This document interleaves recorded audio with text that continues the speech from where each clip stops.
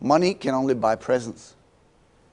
But what we need to survive is creativity, innovation, flexibility, engagement of people.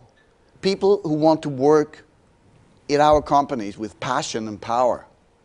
So, actually, I have a little quote here from a dear friend of mine, Roxanne Emmerich, and in her book, Thank God It's Monday, she quoted it so aptly. She said, you can buy a man's time, you can buy his physical presence at a given place, you can even buy a measured number of his skilled muscular motions per hour. But you cannot buy enthusiasm, you cannot buy loyalty, you cannot buy the devotion of hearts, minds, or souls. You must earn these. And I think this is the very challenge that our society, that your clients, the companies you work for, the companies that you lead, are really facing in the next 5 to 10 years. And there are companies out there that are already taking this very serious.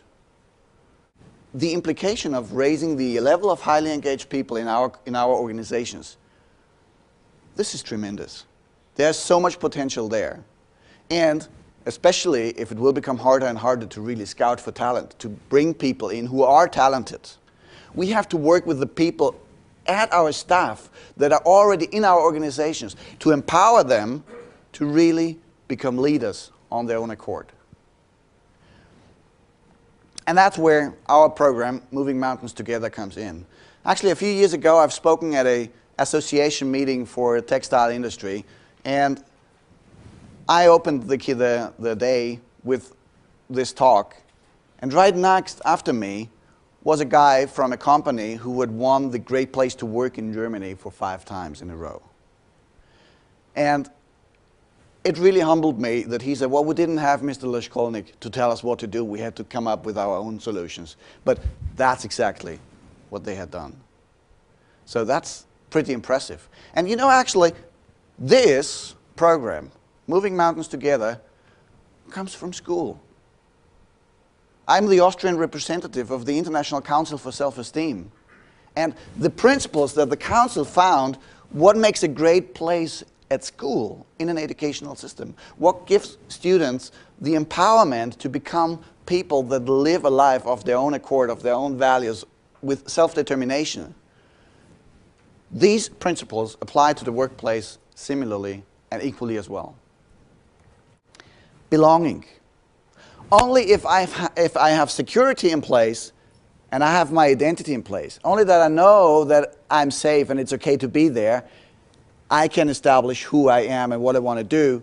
And only then I can actually, out of my free will, decide who I want to belong to. As long as I haven't realized my potential, as long as I haven't realized what my passions are, what my really talents are, then I might associate with people that because society says we have to. It's because a good citizen does. It's because a good employee does. But that's not you. That's not going into the space of your heart to say, okay, what is your heart really singing for? And only if we know that, then we actually can say, who do we want to belong to? And we as humans, we are social people. We are a social being. We need the group. Why do people engage in all sort of charities, in all sort of like voluntary associations, and we are not using that in our workforce, in our companies? People are waiting 5 days a week to get 2 days off to do what they really love to do. And friends, this will not hold any longer. Because with the shortage of people that we have, people will really have the possibility to choose where they want to work. And they will choose where they want to work, where they will live the passion. They have to provide for their families, obviously, of course. But with the plentiful abundance of possibilities, they will choose to earn the money they need in a way that they are more pleased with. So who lives my values? And what can I be proud of? As a social being, we know innately, whether we are spiritual or religious or not, but we know innately that there is more to ourselves than just our limited egos. There's more to our being And if only that being is in connection with other human beings, then that is really something that will make a difference for people.